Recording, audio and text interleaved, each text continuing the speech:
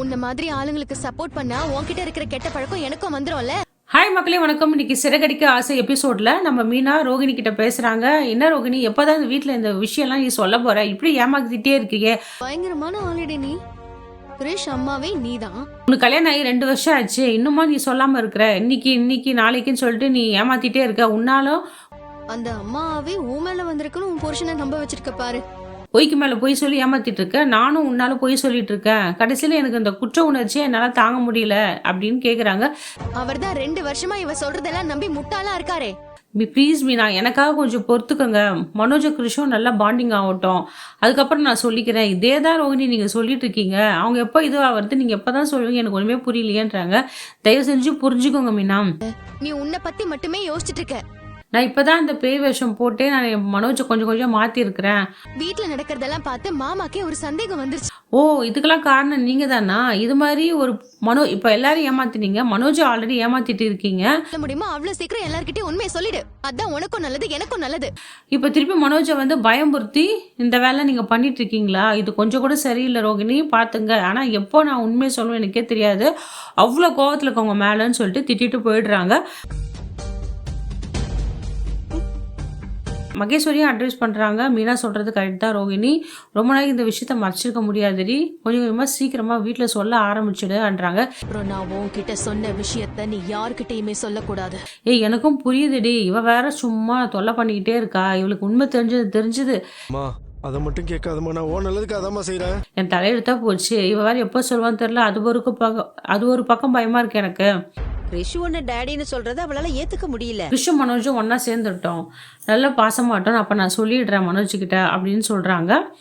இந்த விஜய் சும்மா விடுறது இல்லைங்க. உடனே பார்வதி வீட்டுக்கு மனோஜை வர வைக்கிறாங்க. அங்கே சிந்தாமணியும் கூட இருக்காங்க.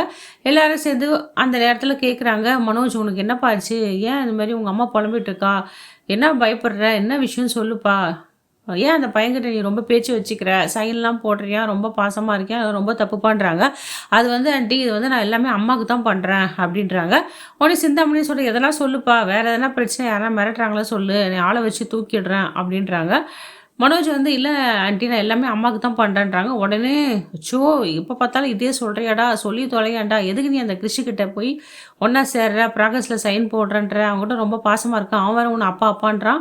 இதெல்லாம் நாளைக்கு பிரச்சனையாகும் மனோஜ். நாளைக்கு ஊர் உலகத்தில் என்ன நினைப்பாங்க? உனக்கு ஏற்கனவே கல்யாணம் ஆகிடுச்சு, அதான் அந்த பையன் அப்படி சொல்கிறான்னு சொல்லிட்டு உன்னை தாண்டா தப்பாக நினைப்பாங்க. புரிஞ்சுக்கடா, அம்மா பேச்சு கேளுடான்னு சொல்கிறாங்க. அம்மா நீயும் புரிஞ்சுக்குமா, நான் இப்போ நேரம் வர சொல்கிறேன், எல்லாமே நான் உனக்காக தான் பண்ணுறேன்னு சொல்லிட்டு அந்த இடத்துல போயிடுறாரு.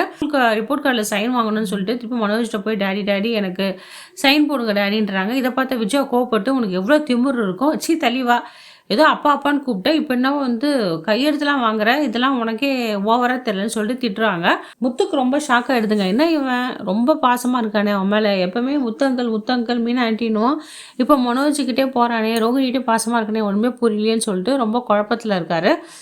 எல்லாம் இதுங்களால தான் வந்தது, இந்த தருதலைங்க தான் இந்த தருதலையை கூட்டின்னு வந்துச்சு, எல்லாம் என் தலையெழுத்து, என் பையனுக்கு இந்த நிலைமையா பார்க்குறேன்னு நினைப்பாங்க, ஏங்க நீங்களும் எங்க புரிஞ்சிக்க மாட்டீங்க அப்படின்னு சொல்லிட்டு இப்போ அண்ணாமலையை தூண்டி விட்டுட்டு இருக்காங்க.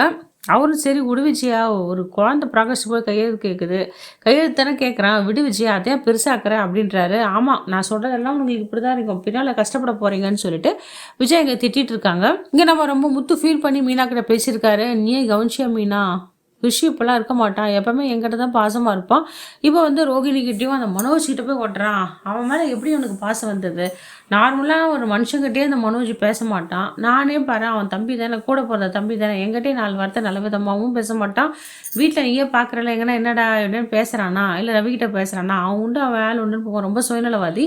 இவன் எப்படி அந்த கிருஷிக்கிட்ட போய் பழகிறான்னு எனக்கு ஒன்றுமே புரியல மீனா, இதில் ஏதோ இருக்குன்னு சொல்லிட்டு குழம்பியிருக்காரு. அந்த நேரத்தில் மீனா, அதெல்லாம் ஒன்றும் இல்லைங்க, விடுங்க, அவர் ரொம்ப படிச்சிருக்காருல்ல, அதனால தான் அவங்ககிட்ட பேசுகிறான்னு சொல்லிடுறாரு. இதை கேட்ட முத்து ரொம்ப ஷாக் ஆகி, என்ன மீனா மற்றவங்க மேலே நீயும் என்னை படிக்காதவன்னு சொல்கிறியா அப்படின்றாரு. ஏங்க நான் அப்படி சொல்லலைங்க, அந்த குழந்தைக்கு நல்லா படிச்சிருக்காரு, எல்லாம் இப்போ கோட் ஷூட்லாம் போட்டு போகிறாருல்ல, ஆஃபீஸ்லாம் போகிறாரு, இவருக்கு எல்லாம் விஷயம் தெரியுமோ அப்படின்னு சொல்லிட்டு இல்லாத கதையெல்லாம் சேர்த்து இந்த மீனாவும் முத்துக்கு சொல்கிறாங்க. என்னவோ மீனா நீயும் சொல்கிற, நீ கூட என்னை புரிஞ்சிக்கல, 4 பேர் மாதிரி தான் பேசுகிற, படிப்புன்னு சொல்கிறீங்களா மீனா, ஒரு மனுஷன் படிப்பால் மட்டும் உயர்ந்தது கிடையாது, அறிவாலையும் உயர்ந்திருக்காங்க, உழைப்பாலையும் உயர்ந்திருக்காங்க.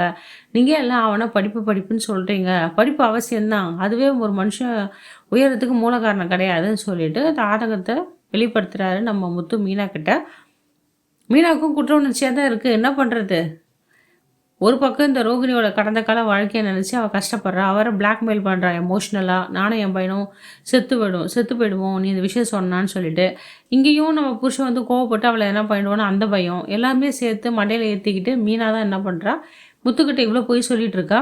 அட்லீஸ்ட் மீனா வந்து அவங்க மாமனார்கிட்டயாச்சும் பக்கமாக, மாமா நான் ஒரு விஷயம் உங்ககிட்ட மறைச்சிட்டேன் ரோகிணியை பற்றி, ரோகிணியோட வாழ்க்கையில் இவ்வளோ விஷயம் நடந்திருக்க மாமான்னு சொல்லலாம். ஏன்னா அவரும் ரொம்ப பக்குவமான மனுஷன் தான் அண்ணாமலையும்.